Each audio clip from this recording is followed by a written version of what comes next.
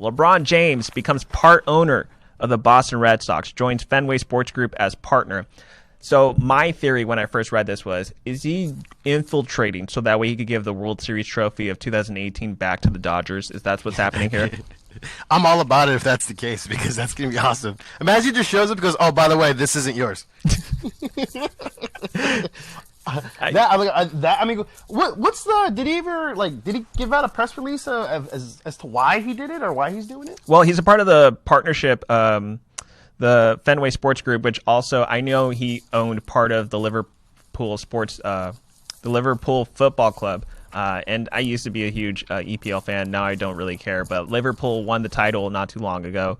And I know back then, like, that was huge because Liverpool was more of the American-owned team in the EPL.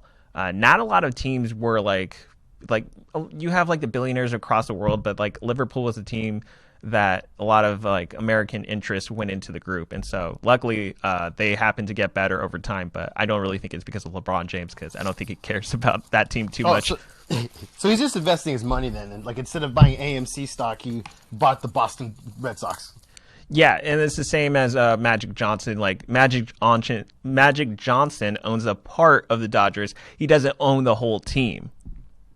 But we like to think, as sports fans, that he owns the team and operates everything. Right, exactly. Like, look, it says here in an ESPN article, James already owned 2% of Liverpool, the current English Premier League champion.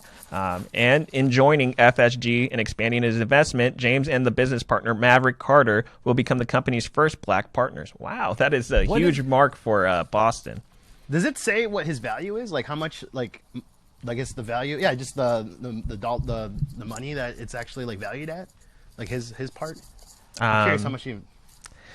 Yeah, I don't see that here. I'm guessing probably, the Red Sox are worth probably about $2.5 billion. Probably Liverpool's worth probably another $2.5 billion. Then miscellaneous assets owned by the Fenway Sports Group. I would imagine that this is probably about maybe $100 million, $150 million. Well, it says right here. Okay, so FSG bought Liverpool in 2010 for $493 million, and James joined in with a $6.5 million. Okay. And then FSG turned down a $2.6 billion bid for the team in August of 2018, leaving James with tens of millions in profit from his initial investment. Wow. So he's using that Space Jam money then. Probably.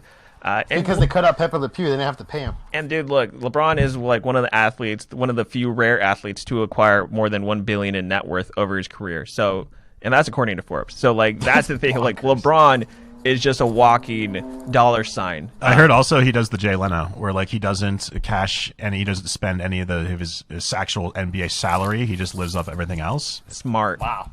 See. Yeah, this is the guy that doesn't need to talk to Dave Ramsey or any of he doesn't need to stand in the locker room and like listen to Antoine Walker being like, you know what I do to get back to money, huh? I spent all of it. He doesn't have to listen. Puts it like in a piggy bank. Maybe he's not like.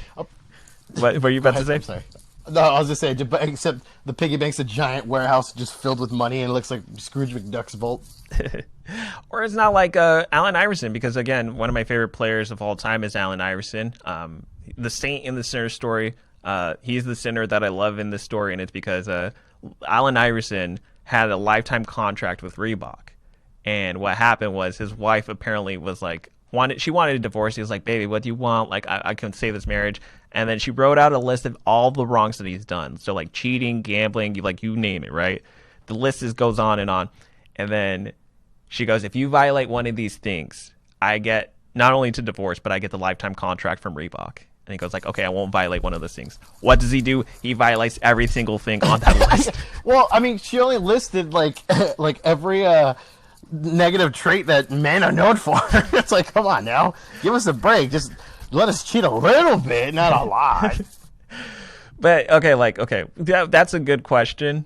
If you're an NBA player, do you get a little bit of leverage for? Well, Lala gave a lot of leverage to Melo. I remember that. She just said, just don't cheat when you're at home. You can cheat everywhere else, just don't cheat at home. And I remember I covered this on the Patch podcast, but Andrei Kirilenko, who I did not know, Andrei Kirilenko's wife apparently had a minimum for him. She was like, okay, you can do this on the road this many times a year. Also, too, didn't they have like a threesome thing too, where it's like you can cheat all you want, but you just have to bring her into the bed with me too? Oh, I did not know that. That is, see, Man, they get down over there, huh? AK-47 busted some caps. but at the same time, like she probably got American citizenship out of it, so she was like, please, AK, bring me out of Russia. It's too cold. So with Russia, threesome happens to you. Yeah, dropping a yak off straight off references in 2021. I love you, Mike. No, but yeah, okay. So back to like real quick before we go back to LeBron James. Like, you get a little bit of leverage, right? If you're the NBA player, especially nowadays when girls are like on OnlyFans. Like, if you're dating an OnlyFans model, like who's she to say to pretty much like but you can't cheat on me. Yeah, it's like, what, I can't breathe? Like, for an NBA player? I mean, come on now. I mean, they're surrounded by it. It has to be at least expected. Like with maybe Mike could verify this. Do you remember when Magic joined the NBA? Like, I guess the story that I heard was that he even told Cookie, like, okay, like, I'm gonna try to enjoy this, experience it, but I promise, like, I will come back. I will always come back home, that kind of thing.